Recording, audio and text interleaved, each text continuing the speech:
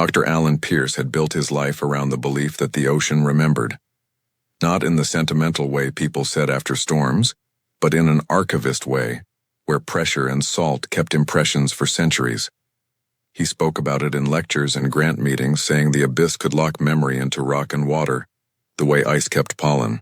When a seismic survey opened a narrow black cleft on a sonar map off the Gulf of Mexico, he steered his career toward it with the hunger of a man who thought discovery would finally answer everything he had been chasing. The submersible, Nereid, was cramped and precise. Its exterior wore the scars of prior missions, barnacle smudges juxtaposed with shiny titanium plating. Lewis flew the controls, practiced and unflappable in most storms, while Sam, the engineer, watched gauges like a priest read scripture. Alan sat with headphones over his ears, listening to the ocean as if the water itself might begin to speak. For hours, the descent was textbook quiet. Light surrendered to blackness and the instruments provided the only map. The sub's headlamps carved cones into the dark, revealing nothing but slow, fluttering particulates. At 3,800 feet, a soft vibration came through the hull, a frequency the humans felt more than heard. Sam frowned at his display, then shrugged, then frowned again. "Sonar anomaly, maybe a shoal," he said, then tapped a panel. The voices started as background noise, barely audible through the comm, a suggestion of syllables under the static. Lewis laughed, a small, nervous sound. He checked the feed and called down a correction, telling them it was probably microsysms, shifting mud on the trench walls. Alan did not laugh. He listened until the vibration resolved into syllables, into the particular cadence of a human name.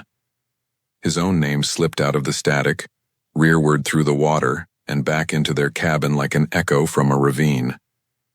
His throat went dry. He told himself explanation after explanation, until a voice in the darkness spoke Sam's name, then Lewis's. Each word matched the timbre of their voices exactly. It was unnerving in a way that rationalization could not soothe.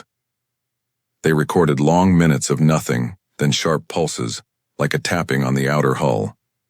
The taps came slow and patient, 3 of them, repeated in a rhythm that made the hairs on their necks rise. Lewis moved to shine the light into the black, but the beam showed only particulate and an illusionary glimmer, where depth refracted what little light could survive. Shapes moved at the periphery, impossible silhouettes that pooled and separated like oil on glass. "Could be a biological echo," Alan whispered, too quiet for him to know if he meant it or wanted to mean it. The sea had a language of its own, he thought. Sometimes whales shaped what they learned out of the sounds of ships. But this was mimicry with intent, accurate enough to mimic their laughter, their half-turns of phrase, until they heard themselves imitating themselves, caught in a wet hall of mirrors. Lewis attempted ascent. The pilot's hands moved with practiced calm, but the sub resisted. Controls that should have offered gentle compliance stiffened, as if some unseen hand pressed against the hull, countering their upward thrust. Pressure instruments flicked into ranges they had not anticipated. Sam cursed and reached for emergency overrides, circuits that should cut through mechanical interference. Nothing gave. Through the viewport, Alan thought he saw faces, not human as he knew them, but human enough, the ghost of a face shaped by currents and cadence. They drifted past, mouths shaping the syllables they had heard earlier, never quite forming speech, the suggestion of speech suspended in a medium that did not need air. The tapping became knocking, and the knocking became a rhythm that matched the inner rhythm of Alan's chest. He tried to speak, to call for help, to ask what they should do. Instead, his name came back to him, soft and wet, and the sub's external mic picked up a voice he did not know, yet sounded exactly like him. Their last transmission was a whisper and static. "It copies," Lewis said. His breathing came fast, mechanical and clinical in the recorder. The signal cut. When the Nereid was recovered weeks later, the cabin lights still glowed a dead blue. The seats were warm as if someone had left but not long. The instrumentation recorded minutes of whispering that followed no human pattern. The external cameras showed 3 elongated shapes gliding close to the viewport, their mouths opening as if to sing. The audio playback rendered them in low frequency, an uncanny harmony that matched voices the crew had used that day. Somewhere in those minutes, Alan's name repeated like a mantra. The investigators cataloged equipment failure, magnetic anomalies, acoustic replay. The oceanographers wrote about gas release and its effect on sonar. Alan's colleagues were thorough. Still, when the footage spun on a loop and the shapes brushed the glass in the dark, anyone watching felt the same nettle in their spine, and a common, irrational certainty persisted. The sea had not only echoed their words, it had learned how to call to them. When the playback's last whisper faded, a single word lingered in the speakers, a voice that matched Alan's, calling his name very slowly, as if the water itself wanted to remember him.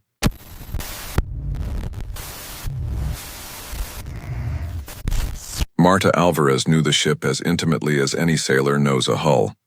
The Aurora of the Seas had been her workplace for 3 years, and she had mapped it in her head in long scratches of routine routes for cleaning pockets, where lost items gathered like lint, and the hollow, easy rhythms of engines sleeping.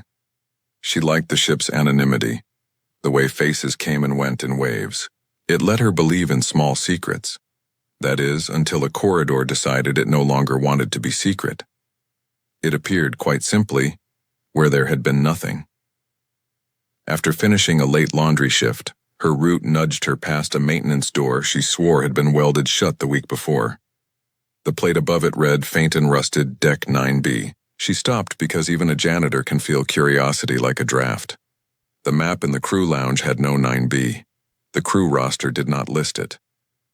She brushed her hands, tugged at the handle, and found it warm. The corridor beyond may have been designed in another mind. It pinched narrow between pipes that sweated cold, and the light there was more blue than it should be.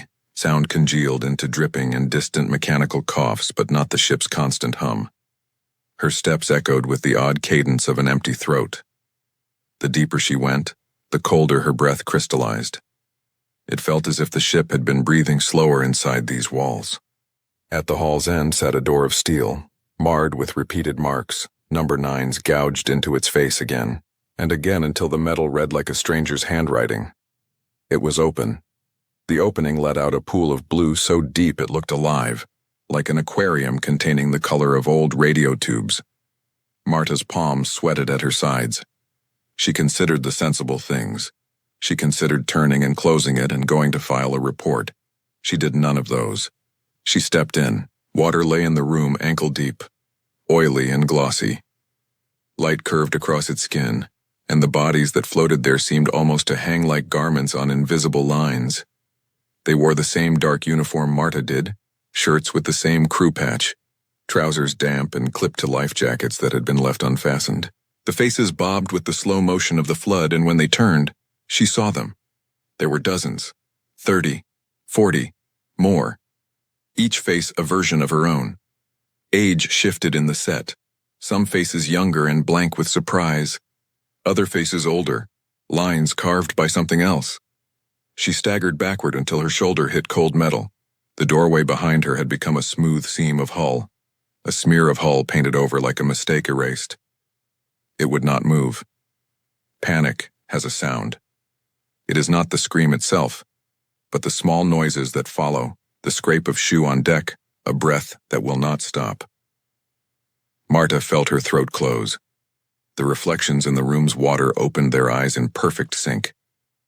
They smiled, an impossible slow curvature that pulled at corners of mouths until they split with cold.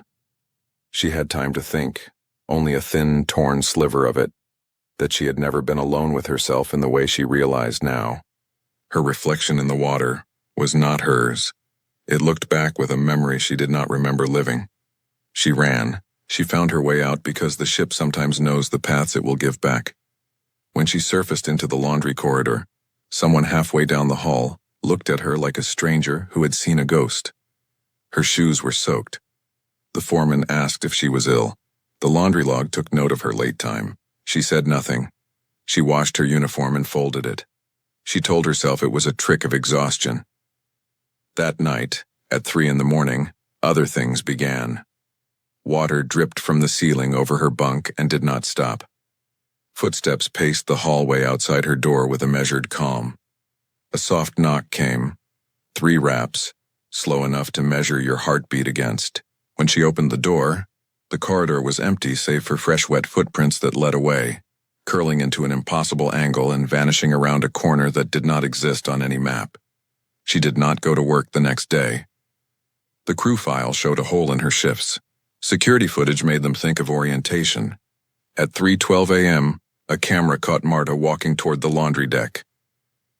She passed a stainless cabinet and her reflection flickered for a frame longer than it should have, a backward move of mouth like a wound. In the reflection, a blue glow opened behind her, a door she had seen and a room that should not be. Weeks passed. The ship crossed oceans. New faces arrived. Old faces left. In quiet hours, other crew whispered of doors that appeared where maps told them none should be, of wet corridors that smelled of sea and iron, of a chorus that hummed behind pipes and washed through ventilation with a cadence like a name. They spoke Marta's name lower each time, as if saying it louder might make the water notice. One night, a maintenance team drilled into a sealed wall where decking schematics showed only plating and insulation. Their bit struck space and water hissed. The ship shuddered. The reports filed in neat forms later described a breach of a previously unknown chamber, a flooded pocket of hull lined in old paint, and a single object recovered wrapped like an offering. It was a small crew ID badge, its plastic edge softened by age. The photograph attached to it was worn away, but the name printed beneath was hers. There are things ships hold because they are ships, and there are things ships take because water takes them. Marta's badge sat in an evidence drawer, a small rectangle in a sea of forms. The crew told tales. Passengers asked no questions. The ship steamed on. At night in the crew lounge, older hands would say the same thing, slow and certain, like a prayer. There are corridors that remember, and rooms that keep repeating people. Do not go where the paint is wrong, and never follow a light that is not on a switch. The ship hummed on, engines steady, mapping course after course. Below, the water listened.